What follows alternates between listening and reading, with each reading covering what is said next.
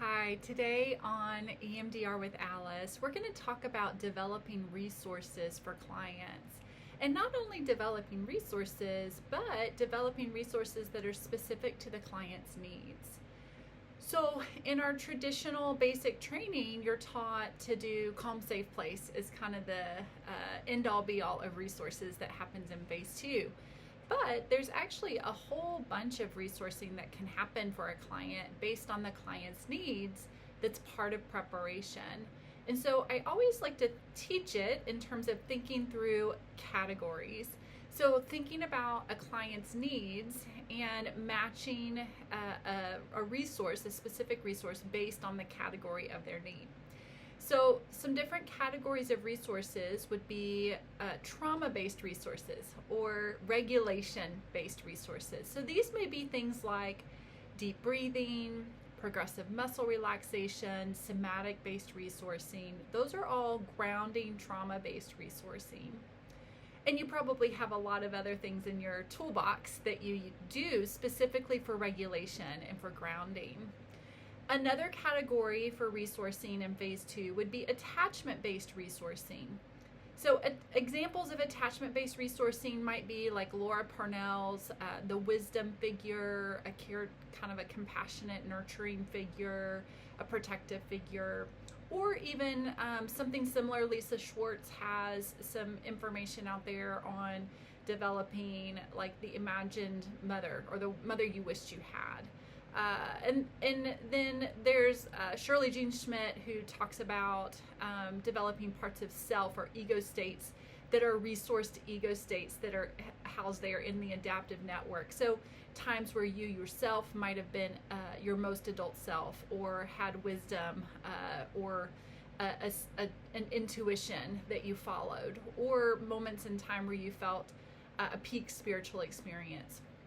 So those are all what we would call attachment-based resources. And there's lots out there in the EMDR world and in the literature around attachment-based resourcing.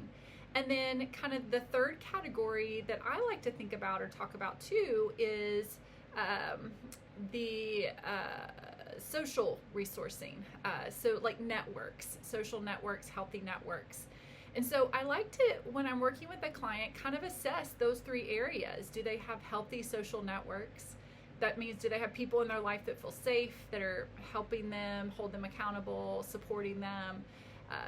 I like to assess like what is ways that they kind of regulate themselves. Is it through journaling, walking, exercise? What are they already doing?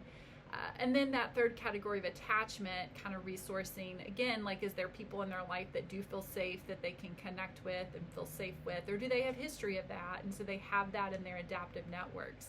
Now, based on kind of where I'm assessing that they may not have those networks developed, then that means I want to focus specifically on developing those particular resources in phase 2 for that particular client. So if they don't have a good social structure and social network that's supportive, then part of our phase 2 work will be trying to help them connect into maybe group therapy or some other kind of local community resource of some kind.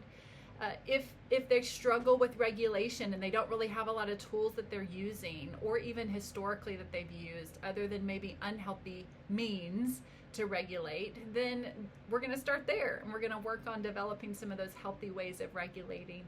And then I'm assessing those healthy attachments, historical and present.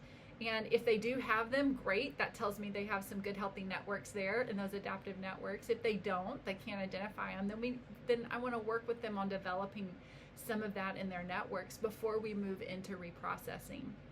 So being strategic about your resource development, in your assessment, your history taking, assessing for all of those areas, those categories, if you will, of potential resources, and then based on the information you're gathering, tailor the resources that you're focusing on in phase 2 specifically in the areas of need. That way you're developing those adaptive networks that when it comes time to get into the maladaptive networks and reprocessing trauma history or trauma memory, then we have something to connect into.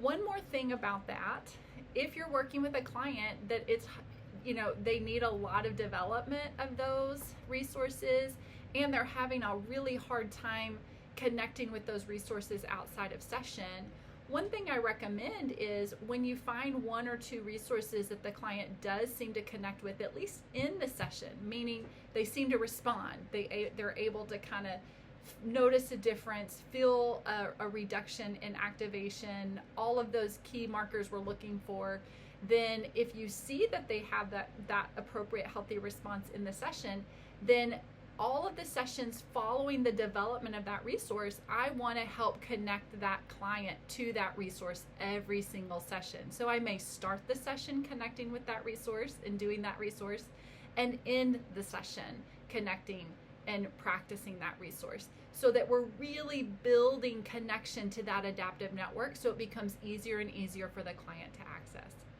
That's it for today. See you next time on EMDR with Alice.